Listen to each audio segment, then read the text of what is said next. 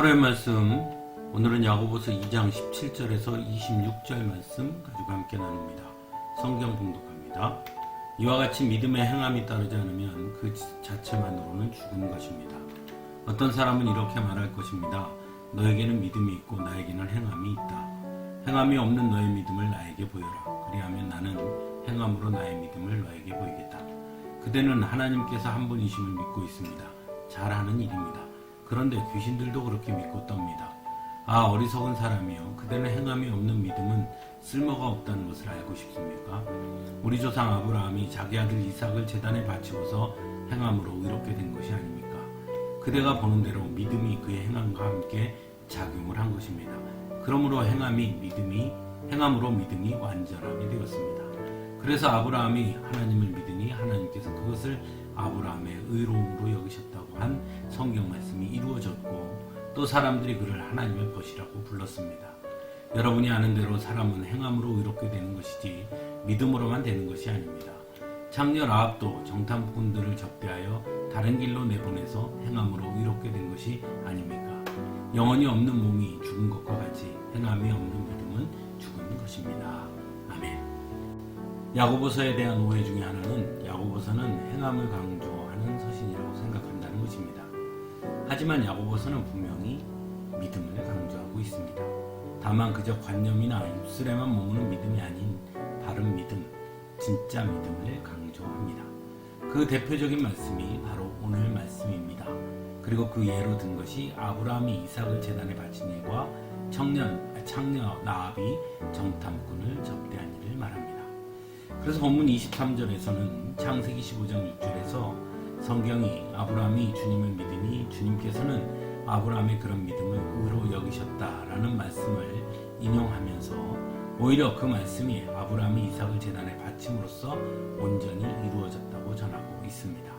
즉 아브라함이 자신의 아들 이삭을 제단에 바친 것이 아브라함의 믿음의 증거였고, 그러므로 아브라함의 믿음은 단지 말로만 한 믿음이 아니라는 것입니다. 또한 창녀 라합도 정탐꾼들을 접대하여 다른 길로 내보내서 행함으로 의롭게 된 것이 아닙니까? 라고 전합니다. 이 이야기는 출애굽한 이스라엘 백성들이 가나안 땅 입성을 앞두고 정탐꾼을 보낸 일을 이야기합니다. 그때 가나안에 있던 창녀 라합은 광야에서 하나님께서 이스라엘 백성들과 함께 하신 이야기를 듣고 하나님을 믿었습니다. 그리고 그 믿음이 곧 정탐꾼들을 숨겨주는 행동으로 나타났다는 것입니다.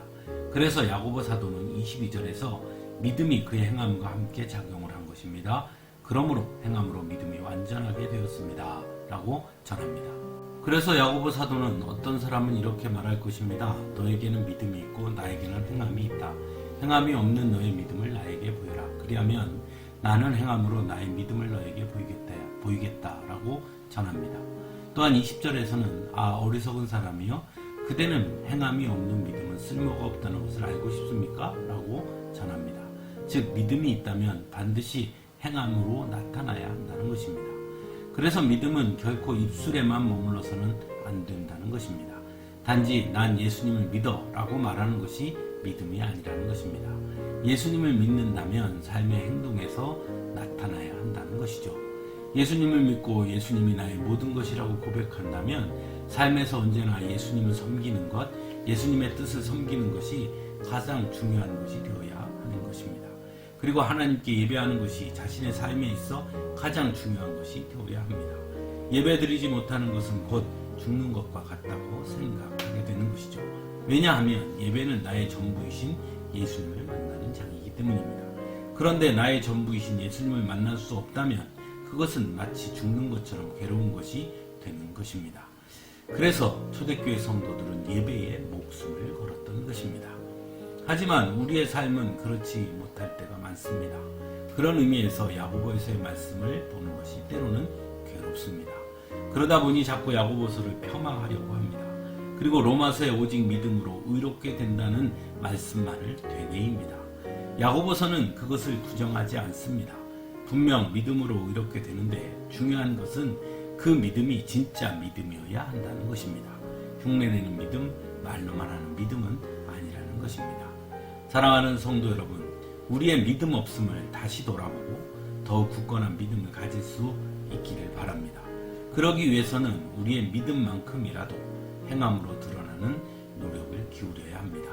그만큼이 진정한 나의 믿음이라는 것을 잊지 마시기 바랍니다.